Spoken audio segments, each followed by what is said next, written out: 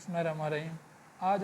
आज बात करेंगे। मेरा नाम अब्दुल मजीद है और हमारा जो चैनल है ये CSS और PMS है। राइटिंग सही है धीरे से, है ना। CSS PMS के हिसाब से अल्हम्दुलिल्लाह टीचिंग करवाता हूँ। CSS PMS में जो मेरी गिरफ्त है वो ऐसे पे है कि ऐसे CSS में ऐसे कितने इसके टाइप्स हैं, किस तरह लिखने हैं, कौन सी लॉजिक है, इसमें 40 पे पास होता है आउट ऑफ 100, किस तरह पास करना है। फिर CO reading comprehension, expansion, narration, वो चीज़ें अक्सर करवाता रहता हूँ। मगर बहुत सारे मेरे स्टूडेंट्स हैं वो उनकी बेसिक जो है वो बिल्कुल वीक है, बहुत वीक है। तब वो अब मैंने चैनल इस वजह से बनाया कि फ़र्स्ट ऑफ ऑल जो पार्ट्स ऑफ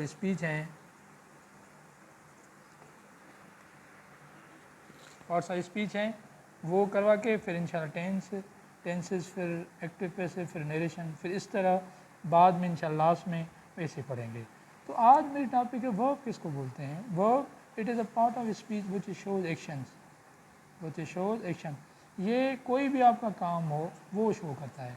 जैसे अभी मैं लेक्चर दे रहा हूँ, ये मेरा काम है, ये आपका वर्ब है। इसके दो टाइप्स हैं, एक मेन वर्ब है, दूसरा आपका ऑक्सिलरी या हम इसको बोलते हैं हेल्पिंग वर्ब। मेन वर्ब उसको बोलेंगे जिसमें कोई आपका मेन एक्शन हो, जैसे ही गोज़ टू स्कूल, इसमें जो ये गोज़ है ये आपका मेन वर्ब है।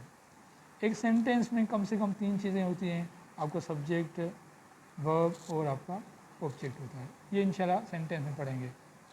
इसके अलावा जो मेन वर्ब है उसके फर्दर 2 टाइप्स हैं, transitive verb, intransitive verb. Transitive verb उसको बोलते हैं जिसमें 3 चीज़ें आ जाएँ, सब्जेक्ट, वर्ब और ऑब्जेक्ट आ जाएँ। इंट्रांजिटिव उसको बोलेंगे जिसमें 2 चीज़ें हैं, सब्जेक्ट और आपका वर्ब। बस जो आपका ये है ट्रांजिटिव वर्ब, इसकी पैसिव होती है, active into passive, passive into active होता है। इसका नहीं होता, इसका बिल्कुल नहीं होता। जो टाइप्स ऑफ सेंटेंस हैं उसकी होती हैं, तो उनके तरीके हैं करने के, वो भी इंशाल्लाह हम जब एक्टिव पैसिव पढ़ेंगे तब इंशाल्लाह तब उधर मैं आपको रिमाइंड करवा दूँगा, ठीक है।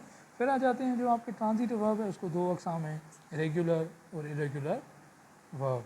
रेगुलर वर्ब उसको हम वीक वर्ब कहते हैं। उसको बोलेंगे जिसमें आप फर्स्ट फॉर्म और सेकंड फॉर्म और थर्ड फॉर्म इजीली बना सकें, जैसे कट, शो, शोड, ओमिटेड। ये जो आपका रेगुलर वर्ब है जिसको वीक वर्ब बोलते हैं, क्योंकि इसमें आप जो सेकंड फॉर्म और थर्ड फॉर्म इजीली बनाते हैं तब इसको रेगुलर वर्ब। इरेगुलर वर्ब उसको बोलेंगे जिसमें आप फर्स्ट फॉर्म और सेकंड फॉर्म वो आसानी से ना बना सकें, आपका सेकंड भी ऑलमोस्ट और थर्ड ये चेंज ही होंगे। फिर आ जाते हैं second type of verb, helping verb, या इसको हम ऑक्सिलरी वर्ब बोलते हैं।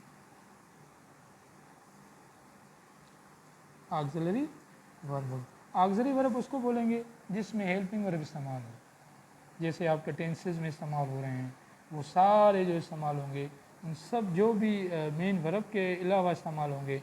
जिस तरह मैं कह रहा हूँ कि वो अभी आ रहा है, ही इज़ कमिंग, सही है। अब वो ये आपका जो है ये आपका हेल्पिंग वर्ब है। फिर इसमें टेंसेस में 2 टेंसेस होते हैं, एक टू बी टेंसेस भी होता है, फिर मेन टेंसेस होते हैं, वो इंशाल्लाह हम पढ़ेंगे जब ये टेंसेस शुरू करेंगे। पार्ट ऑफ स्पीच जो हैं और इनका इस्तेमाल, ये बताओ ना कि मैंने आपको बस इस तरह एक जुमला लिखा फिर आपको मिसाल दिया, आप ये काम करें, मैं एक लिखा आप 10 लिखें, फिर मैं अपने वो जो डिस्क्रिप्टिव उधर नंबर भी शो करता हूँ, फिर आप लिख के मुझे व्हाट्सअप पे भेजें, फिर मैं आप चेक करके आपको कमेंट्स दे दूँगा। या उधर ही आप कोई चीज़ पूछनी है यूट्यूब चैनल पे ही पूछ लें। मगर practice makes a perfect man. इस तरह नहीं होगा कि बस थोड़ा पढ़ा ख़त्म हो गया, नहीं। जो ये पार्ट्स ऑफ स्पीच हैं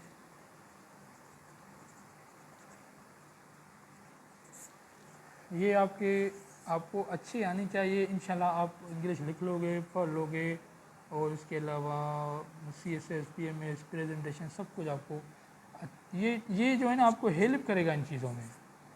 ये आपको नहीं आ रहा ना, जिस तरह मैं कह रहा हूँ एक हम कोई बिल्डिंग बना रहे हैं ना, कोई 5 स्टोरी बना रहे हैं, अगर आपका जो बेस है वो वीक है, आप 10 मंजिल बनाएं, ये जो आपकी जगह ये कामयाब नहीं होगी। 10-15 साल हो सके उस दिन ये गिर जाए। अगर आपका जो बेस है वो स्ट्रांग है آپ 3-4 منزل بنا رہے ہو تو یہ سمجھو جگہ پکی ہے، انشاءاللہ چلے گی، بہت سال چلے گی۔ اسی طرح جو پارٹس آف اسپیچ ہے اس پہ میں اس طرح فوکس دے رہا ہوں، تو بہت سارے میرے اسٹوڈنٹس ہیں ان کی پارٹس آف اسپیچ ہی صحیح نہیں ہے، کہ جو پروناؤن ہیں ان کے جو ٹائپس ہیں، ایڈجیکٹیو ہیں، اس کے علاوہ ایڈورب ہو گیا، کنجیکشن، وہ ان کو صحیح نہیں آ رہے ہیں، کہاں پہ کون سا ورڈ استعمال ہوگا۔ پری پوزیشن کمال کی ہے، جیسے کوئی جیسے اس طرح ہے نا، جیسے ہماری جان اور اس میں بلڈ نہ ہو، تو انگلش اسی طرح ہے، پری پوزیشن آپ کو صحیح نہیں آ رہی،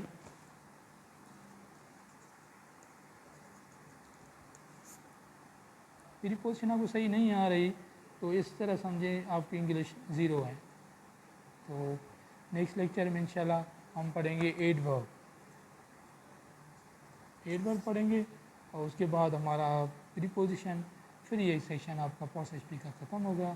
تو اب تک اللہ حافظ، انشاءاللہ سی یو ان نیکسٹ لیکچر۔